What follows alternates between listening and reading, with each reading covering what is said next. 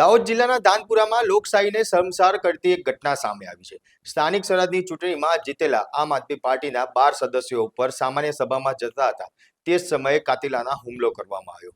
સદસ્યોની ગાડીને આંતરીને અસામાજિક તત્વોએ ફાયરિંગ કરી, પથ્થરમારો કરી, તીર કામઠાથી હુમલો કરવામાં આવ્યો હતો, જેને લઈને સમગ્ર પંથકમાં સન્નાટો વ્યાપી ગયો છે। ત્યારે આ જ મામલે આમ આદમી પાર્ટીના નેતા અને ધારાસભ્ય ચૈતર વસાવા પણ મેદાને આવ્યા છે અને તેમને આક્ષેપો કર્યા છે। ત્યારે આ ધાનપુરાનો ખાસ અહેવાલ જોઈએ, પરંતુ તે પહેલા જો અમારી લલકાર ન્યૂઝ ચેનલને સબસ્ક્રાઇબ ના કરી હોય તો તે સબસ્ક્રાઇબ જરૂરથી કરી લેજો। નમસ્કાર, લલકાર ન્યૂઝ સાથે હું મયુર મેવાડા।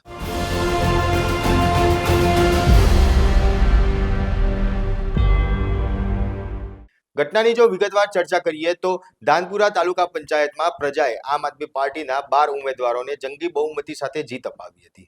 આજે બપોરે 12 વાગે પ્રમુખ અને ઉપપ્રમુખની વરણી માટે સામાન્ય સભા યોજાઈ હતી। ત્યાં તમામ 12 જે સભ્યો છે તે 4 ગાડીઓમાં સવાર થઈને તાલુકા પંચાયત તરફ જઈ રહ્યા હતા। ત્યારે જ ધાનપુરા તાલુકા પંચાયત પહેલા જ આવતા ફાટા ઉપર પૂર્વ આયોજિત કાવતરું અંતર્ગત રસ્તા ઉપર મોટા ઝાડ કાપી નાખી દેવામાં આવ્યા અને તુફાન ગાડીઓ આડી મૂકી દેવામાં આવી હતી અને આખો રસ્તો બ્લોક કરી દેવામાં આવ્યો।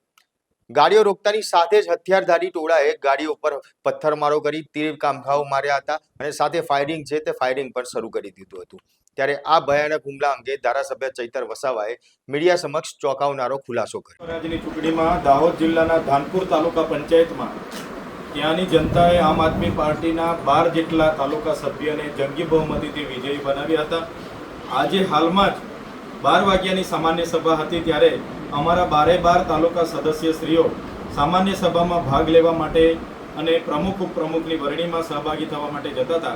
ત્યારે ધાનપુર તાલુકા પંચાયતની પહેલા જે ઘાટા આવે છે ત્યાં ઘાટા કને ઝાડ રસ્તા પર કાપીને તુફાન ગાડીઓ રસ્તા પર મૂકીને 4 ગાડીઓ જેમાં ઉમેદવારો બેઠા હતા એમને આતરીને ત્યાંના કેટલાક અસામાજિક તત્વોએ ભાજપના નેતાઓના ઇશારે ત્યાં ફાયરિંગ કર્યું છે, પથ્થરમારો કર્યો છે અને તીરકામઠાથી હુમલાઓ પણ થયા છે, જેના કારણે અમારા ઉમેદવારો હેમખેમ એમાંથી બચીને બહાર નાસીને બચ્યા છે અને પોલીસને જાણ કરી બાદમાં ડીવાયએસપી એમના કાફલા સાથે આવી અમારા ઉમેદવારોને હેમખેમ પ્રમાણે બચાવી લઈને સામાન્ય સભામાં હાલમાં જ લઈ ગયા છે અને અમારા ઉમેદવારોને ખેંચી કરવામાં પણ ઈજાઓ થઈ છે, પથ્થરમારાઓમાં પણ ઈજા થઈ છે અને 4 જેટલી ગાડીઓને નુકસાન થયું છે, જેની અમે સખત શબ્દોમાં નિંદા કરીએ છીએ।